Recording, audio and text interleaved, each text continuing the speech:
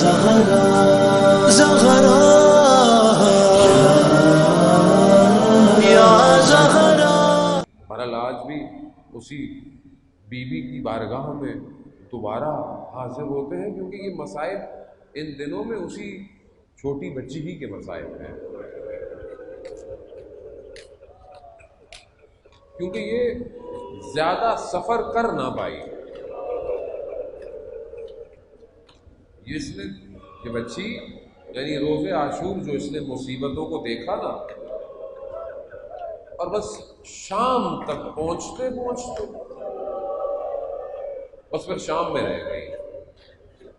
اور آج بھی اسی زندان سے صدائیں آتی ہیں، اے میرے بابا پہ عزادار، تم تو آزاد ہو، میں تو قید میں گئی تو قید میں ہی رہی، میں تو آزاد نہ ہو چکی. ہاں ذاکر محترم، آپ سنتے ہیں نا مسائل کے جملے ارباب مقاتل سے کہ یہ بچی زندان کے باہر دیکھتی تھی اور پوچھتی تھی، بھائی سجاد یہ پرندے روز کہاں جاتے ہیں؟ کہاں جاتے ہیں؟ کہاں گھر جاتے ہیں، ہم کب گھر جائیں گے؟ عزاداران محترم، مقتل کے جملے ہیں، بعض اوقات بہت ساری چیزیں پڑھی نہیں جاتی ہیں، لیکن مقتل کے جملے ہیں کہ روز عاشورہ، عصر عاشورہ، جب امام وداع کیا نا امام نے اپنی بہن سے کہ اسے انشاءاللہ توفیق ہوگی، بی بی اجازت دیں گی تو پڑھیں گے، لیکن جب وداع ہو رہے تھے نا تو اس بیٹی سے بھی جدائی ہے، اس بیٹی سے بھی گفتگو ہے، اس بیٹی سے بھی وداع ہے.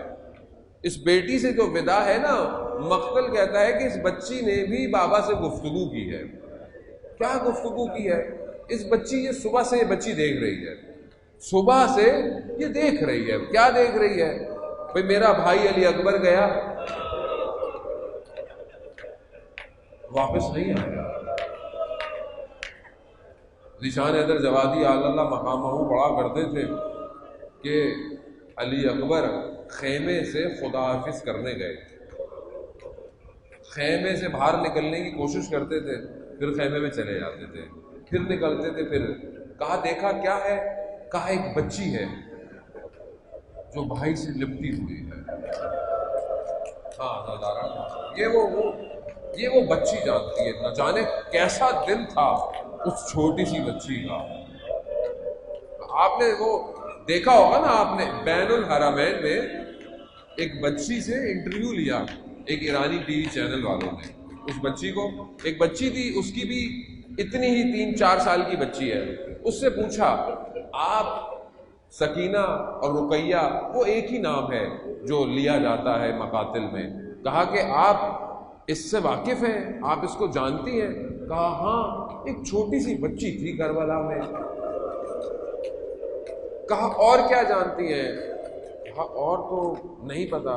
کہا اچھا بیٹا یہ بتائیں کہ اگر کچھ لوگ آئیں، کچھ گنڈے بدماش لوگ آئیں اور آپ کے بھائی کو مارنا شروع کر دیں،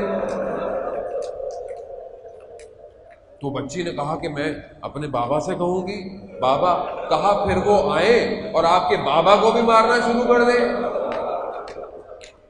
تو بچی تھوڑی دیر کے لیے کانپنا شروع ہوگی. کہا کیوں؟ کہا میں نے کبھی تصور ہی نہیں کیا ایسا ہو. کہا اب سمجھ میں آیا سکینہ کیا ہے. یعنی وہ چیزوں کو جو بچی دیکھ رہی ہے کہ اونو محمد گئے، قاسم بھائی گئے، واپس کیا آیا؟ چچا عباس گئے، واپس کیا آیا؟ اور وہ جو میرا چھوٹا سا بھائی تھا، اب وہ بچی کیا کی؟ مقتل کہتے ہیں بچی نے اپنے بابا سے کہا بابا ہمیں مدینہ واپس چھوڑ آئیے.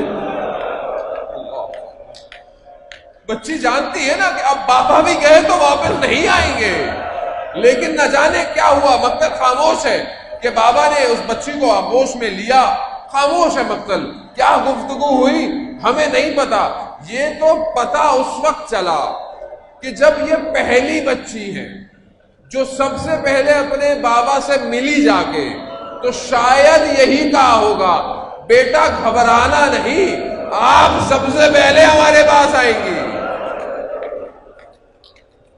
اللہ آپ کو بیبیاں ہم کو اس کا اجر دے۔ آزادارن محترم، یہ اس چھوٹی بچی کا مصائب ہے، اس کو سمجھے کہ جو ہر وقت علم کے ساتھ مشکیزہ ہے نا، یہ اسی بچی کی یاد دلاتا ہے۔ اب جب یہ بچی نے مشکلات دیکھی، بس میں اس سے زیادہ نہیں پڑھوں گا آزادارن، بعض اوقات تحمل ہم سے بھی نہیں ہو پاتا، لیکن میں آپ کو اتنا کہوں گا، یہ جو بیٹیاں ہوتی ہیں نا، جو بیٹیاں ہوتی ہیں، یہ باپ کے جنازے پہ زینت ہوتی ہیں، بڑا بہن کرتی ہیں، بڑے گریہ کرتی ہیں جب باپ کا جنازہ آئے نا۔ اب میں کیا کہوں، روزے عاشورہ جب سب لٹ گیا تو یہ بچی بھی باپ کے جنازے میں پہنچی ہوگی۔ اب پیار سے نہیں ہٹایا، کہیں تماچے، کہیں تازیانے۔ یہی تو وجہ ہے کہ وہ بچی شاعر کی زبان میں کہتی ہے، بابا یہ شہر کے لوگ بڑے عجیب تھے، انہوں نے یتیموں کے ساتھ یہ کیا سلوک کیا؟ ارے بابا یہ گوشوارے مانگتے تو میں دے دیتی، مگر انہوں نے اللهم عجل وليك الفرج